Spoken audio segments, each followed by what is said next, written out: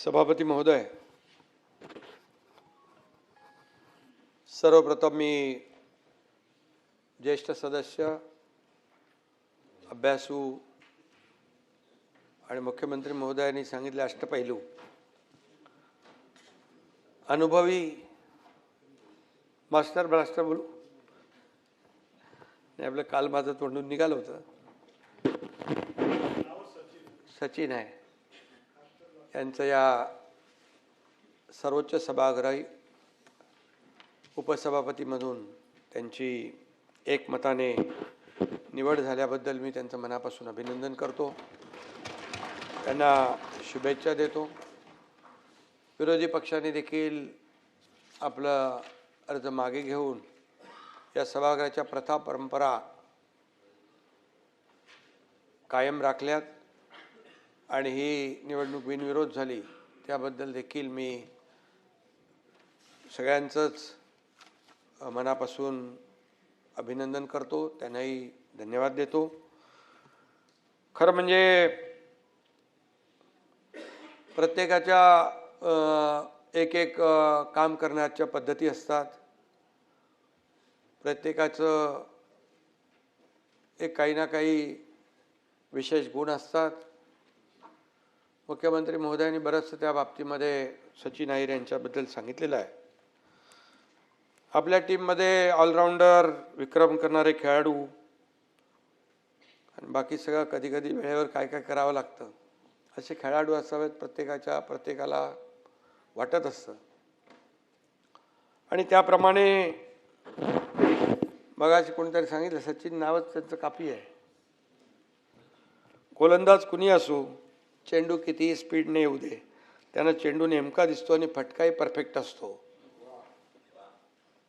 आणि काल पत्रकार परिषदेमध्ये देखील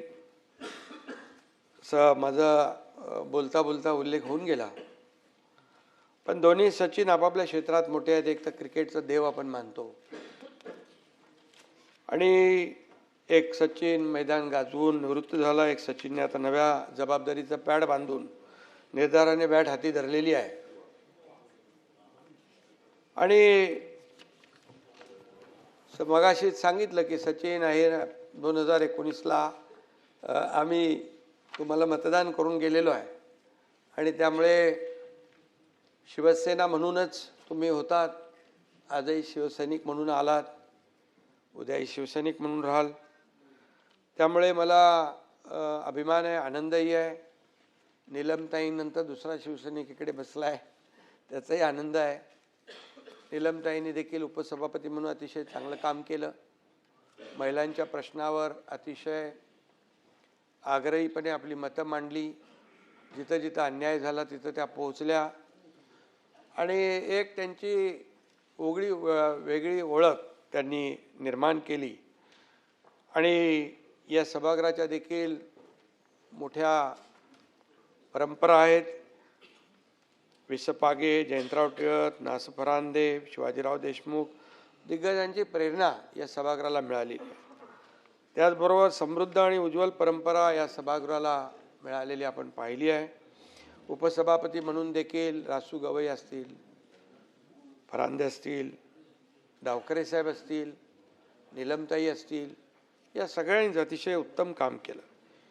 या उपसभापती पदाला एक उंची प्राप्त करून दिली.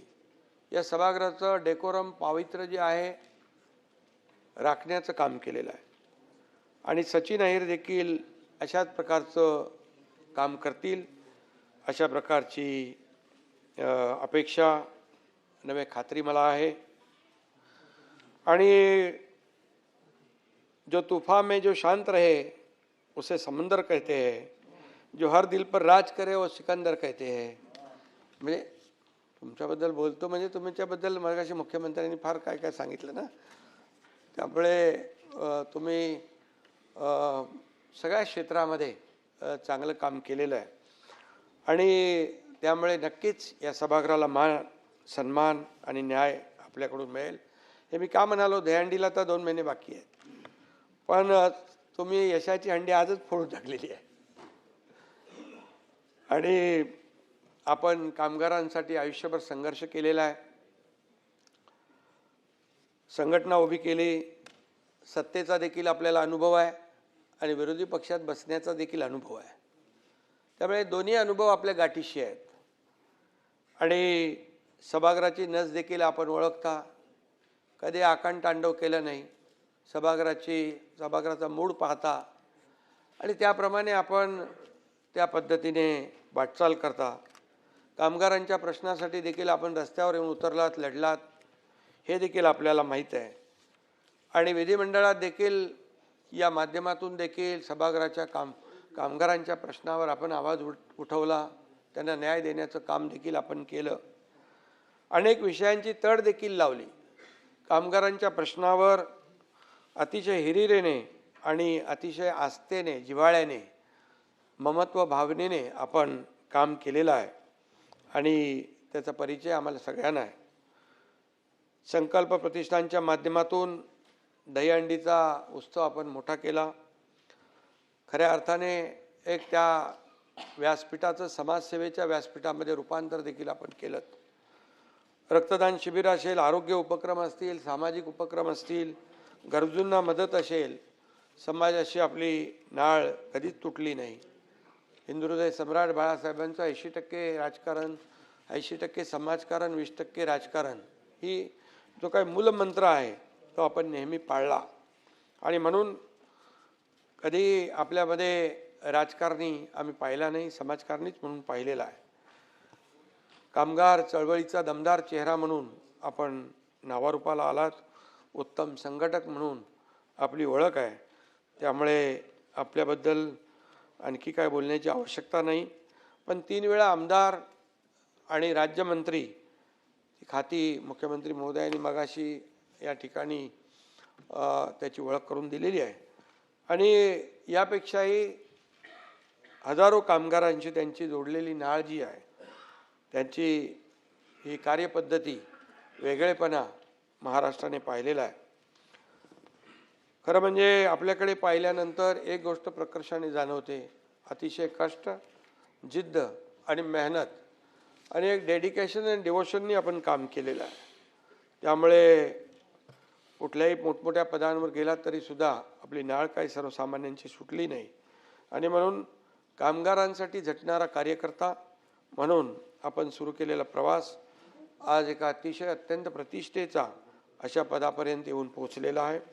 राष्ट्रीय मिल मजदूर संघ असो, महाराष्ट्र राज्य राष्ट्रीय कामगार संघ असो, माझगाव डॉक असो, महिंद्रा अँड महिंद्रासारखे मोठे उद्योग असो, कामगारांच्या न्याय हक्कासाठी आपण सातत्याने लढा दिलेला आहे. वेतनवाढीचे करार आपण चांगले घडवून आणलेले आहेत. कामगारांचा विश्वास संपादन केलेला आहे.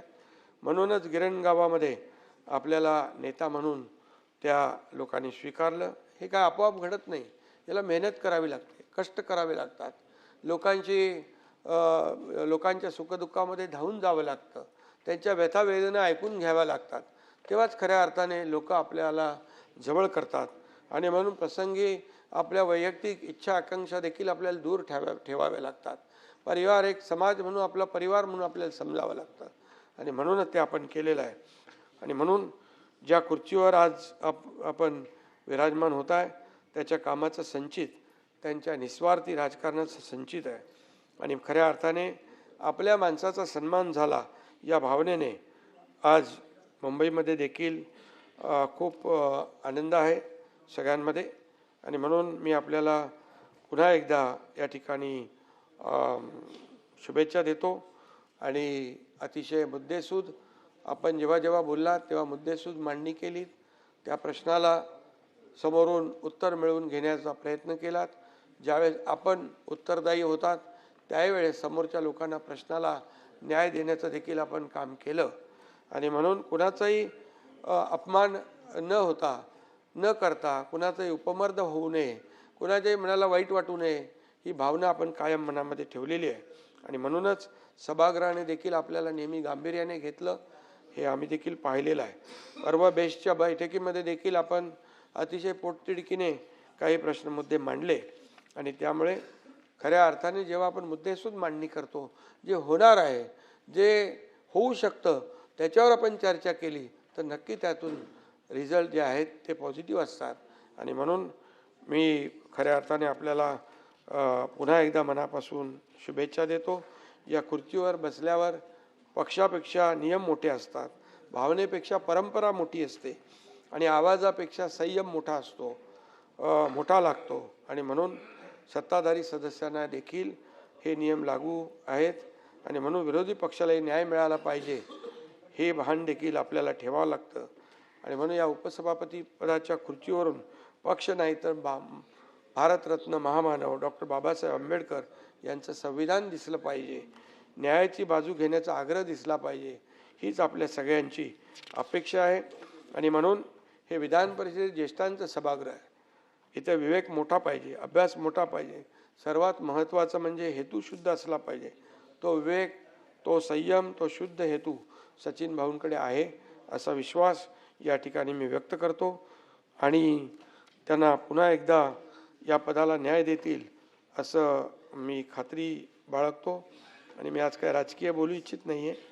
आणि या ठिकाणी आपण आपलं प्रामाणिकपणे काम करत राहा, लोकांना न्याय देत राहा.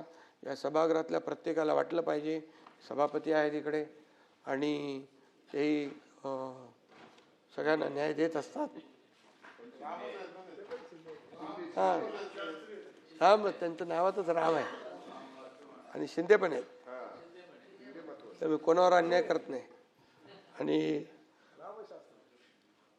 आणि म्हणून मी आपल्याला या सर्व सत्ता आणि विरोधक यांच्या समतोल राखत संसदीय परंपराचा सन्मान करत ते काम करतील असा विश्वास या ठिकाणी व्यक्त करतो. शिवसेना परिवारातला एक सदस्य आज घटनात्मक जबाबदारी स्वीकारत आहे याचं मनोमन समाधान आहे. आणि या ठिकाणी मुख्यमंत्री महोदयांचं देखील मी मनापासून अभिनंदन करतो. मुख्यमंत्री महोदयांनी सांगून टाकलेलं आहे की याचं सर्व प्रश्नांची उत्तरं मी अगोदरच दिलेली आहेत निलमताईंच्या बरोबर, कारण ते स्वतः निष्णात वकील आहेत. त्यामुळे दुसरा प्रश्न समोर येण्याचं काही शक्यता आणि काही शंका कुशंका बाळगण्याची आवश्यकता नाही. मुख्यमंत्री महोदय म्हणून या ठिकाणी आपण राज्य पुढे नेतोय. 2.5 वर्षाची कारकीर्द माझी पाहिली, आम्ही टीम म्हणून काम केलं. देवेंद्रजी आता मुख्यमंत्री म्हणून काम करतायत. महाराष्ट्र आपला पुढे जातोय. महाराष्ट्र देशामध्ये नंबर 1चं राज्य म्हणून आपल्याला पुढे न्यायचं आहे. महाराष्ट्राचा विकास करायचा आहे. आणि म्हणून जे महाराष्ट्रातलं पायाभूत सुविधा असतील, आपलं विकास असेल, मूलभूत सोयीसुविधा असतील, अगदी योजना असतील, वेलफेअर लाडक्या बहीण योजनांसारखे महाराष्ट्र आपण पुढे नेतोय. त्यामुळे विरोधी पक्षांनी देखील यामध्ये सातत्याने सत्ताधारींच्या हातात हात घालून काम करावं. जिथं काही चुकत असेल तर नक्की विचारावं, परंतु चांगल्याला चांगलं म्हणण्याची वृत्ती आपण ठेवली पाहिजे. बाळासाहेबांनी ते आपल्याला शिकवलेलं आहे. आणि म्हणूनच मी पुन्हा एकदा हे महाराष्ट्र जे आहे आपलं पुढं ज्या गतीने जात आहे, आदरणीय मोदी साहेबांच्या मदतीने डबल इंजिनचं सरकार मुख्यमंत्र्यांच्या नेतृत्वाखाली आम्ही पुढे नेतोय. त्यामध्ये नक्कीच विरोधी पक्षाची संख्या कमी असली तरीसुद्धा तुमचा मान सन्मान आम्ही नक्की राखणार, याबद्दल बिलकुल शंका बाळगू नका. आणि आता तर सचिन अहिर इथे उपसभापती म्हणून बसतीलच आणि म्हणून तेही आपल्याला न्याय देतील. रामभाऊ तर आहेतच. आणि म्हणून पुन्हा एकदा मी मनापासून आपल्याला खूप खूप शुभेच्छा देतो. आणि सचिन अहिर यांच्यासाठी 2 ओळी मी सांगतो. उड़ान वाली चिड़ियों को कहाँ मालूम होता है, उड़ान वाली चिड़ियों को कहाँ मालूम होता है कि जमीन से जुड़े रहने का मजा क्या होता है. जो आसमान छूकर भी अपनी जमीन नहीं भूलते, जो आसमान छूकर भी अपनी जमीन नहीं भूलते, जनता के दिलों पर राज बस वही करते हैं. आकाशाला गवसणी घातल्यानंतर पण मग सचिन अहिरांचे पाय जमिनीत घट्ट रोवून त्यांनी ठेवलेले आहेत. त्याबद्दल त्यांचं मनापासून कौतुक करतो, अभिनंदन करतो, धन्यवाद देतो आणि चांगली परंपरा पुढे न्याल अशा शुभेच्छा देतो. माननीय उपमुख्यमंत्री सुनेत्राताई पवार.